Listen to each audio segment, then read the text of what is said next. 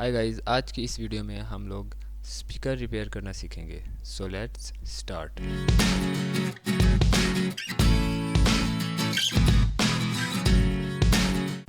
इस स्पीकर को बनाने के लिए हमें कुछ चीज़ें चाहिए, जिसमें सबसे पहले आता है स्पाइडर, फिर आती है हमारी वॉइस कॉइल, उसके बाद आता है हमारा कॉन जिसे हम पर्दा भी कहते हैं, और एंड पे आती है हमारी डस्ट कैप। सबसे पहले तो आपने जो स्पीकर के ऊपर पुरानी कॉन और स्पाइडर लगा हुआ है उसको अच्छे तरीके से उतार लेना है और उसकी ग्लू वगैरह को अच्छे तरीके से साफ़ कर लेना है। इस वीडियो में मैं आपको बताऊंगा कि किस तरीके से प्रॉपरली प्रोफेशनल्स की तरह आप लोग ख़ुद घर पे स्पीकर को रिपेयर कर सकते हैं। इस वीडियो में मैं आपको डिटेल से बताऊंगा कि इसमें कौन सी ग्लू यूज़ होगी और कौन कौन से कंपोनेंट्स यूज़ होंगे।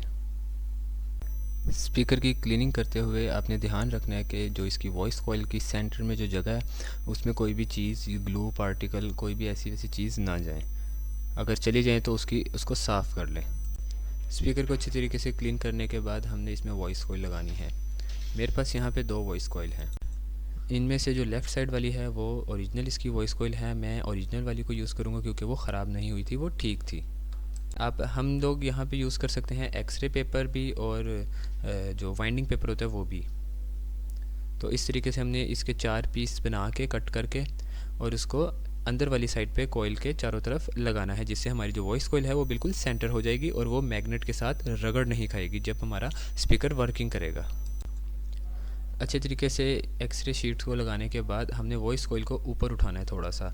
जैसा कि आप देख सकते हैं 1 से 2 टर्न हमें बाहर कॉइल की नज़र आनी चाहिए। अगर कॉइल बिल्कुल नीचे होगा तो वो नीचे स्पीकर से टकराएगा और वो बहुत जल्द जल जाएगा।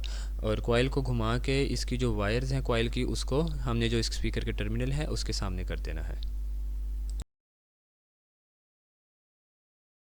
उसके बाद हमने स्पाइडर लेना है और स्पाइडर के साइड्स पे ग्लू लगानी है। मैं यहाँ पे ग्लू यूज़ कर रहा हूँ समद बॉन्ड।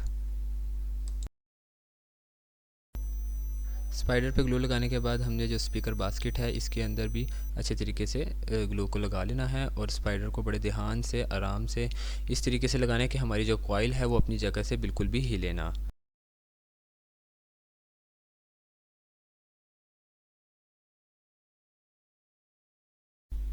स्पाइडर को अच्छे तरीके से बिठाने के बाद हमने इसको चारों तरफ से प्रेस कर देना, जिससे इसकी पकड़ मजबूत हो जाए ग्लू की।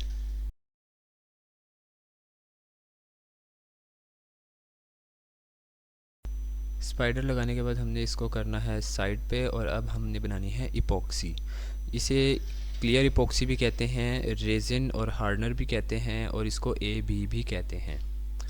इसके हमने इक्वल क्वांटिटी में इसको क्लियर इपॉक्सी को लेना है और इसको मिक्स करेंगे हम अच्छे तरीके से।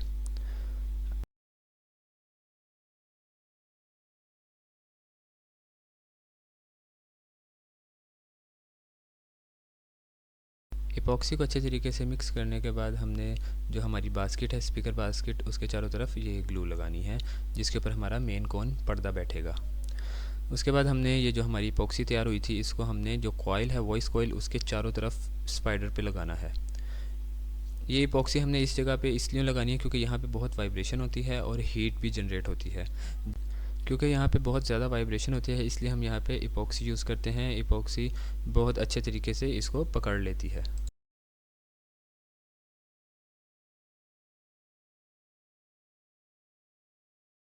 अच्छे तरीके से इपॉक्सी लगाने के बाद हमने इसकी कॉन लेनी है। कॉन को एहतियात से बिठाना है कि हमारी जो वॉइस कॉइल है वो अपनी जगह से बिल्कुल भी ना हिलें।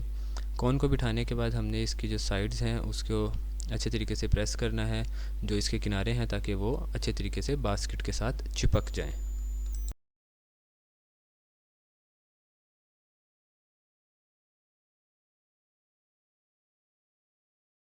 उसके बाद हमने दोबारा से क्लियर इपॉक्सी लेनी है और इसको हमने जो हमारी जो कॉन है और कॉइल है उसके दरमियान में अच्छे तरीके से लगाना है, जिससे हमारी जो कॉन है वो कॉइल के साथ अच्छे तरीके से चिपक जाएं।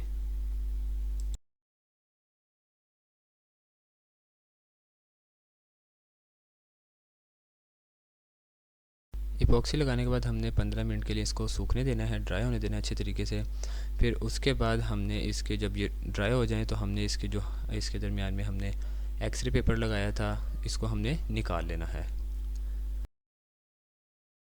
पेपर निकालने के बाद हमने इसकी वर्किंग चेक करनी है, इसको अप एंड डाउन करके देखना है कि कहीं कॉइल इसकी मैग्नेट के साथ रगड़ तो नहीं खा रही।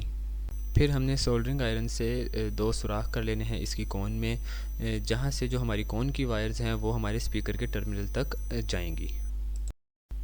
अब हमने इनकी जो वायर्स हैं, टर्मिनल की वायर हैं, उसको इन होल्स में से ऊपर निकालना है। ऊपर निकालने के बाद जो कॉइल्स की वायर हैं हमने उसको टर्मिनल की वायर्स के ऊपर इस तरीके से लपेट देना है, फोल्ड कर देना है। उसके बाद हमने इनके ऊपर थोड़ी सी पेस्ट लगानी है जिससे हमारी जो सोल्डरिंग है वो अच्छी होगी, और अच्छे तरीके से इसके ऊपर सोल्ड कर देना है जिससे हमारे जो कनेक्शन है वो मजबूत हो जाएं, और जो बाकी एक्स्ट्रा वायर है उसको वापस नीचे से नीचे की तरफ खींच लेना है और इनको ज़रा इनकी फ़िटिंग बराबर करके अच्छे तरीके से इन्हें बिठा देना है। उसके बाद हमने क्लियर एपॉक्सी लेनी है और इन टर्मिनल्स के ऊपर अच्छे तरीके से लगा देनी है, क्योंकि मैंने आपको पहले बताया था कि इस जगह पे वाइब्रेशन बहुत ज़्यादा होती है जिससे ये टर्मिनल टूटने का ख़तरा होता है। एपॉक्सी अच्छी तरह सूख जाए उसके बाद हमने सूखने का वेट करना है। उसके बाद हमने लेना है डस्ट कैप। इसकी जो डस्ट कैप है उसके चारों तरफ हमने ग्लू लगानी है।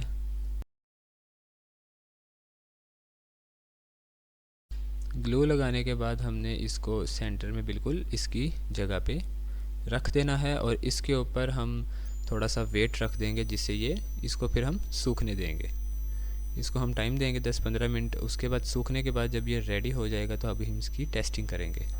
टेस्टिंग के लिए मैं यूज़ कर रहा हूँ TP3118 क्लास डी एम्पलीफायर। इस एम्पलीफायर की वीडियो ऑलरेडी मेरे चैनल पे मौजूद है, लिंक आपको डिस्क्रिप्शन में मिल जाएगा।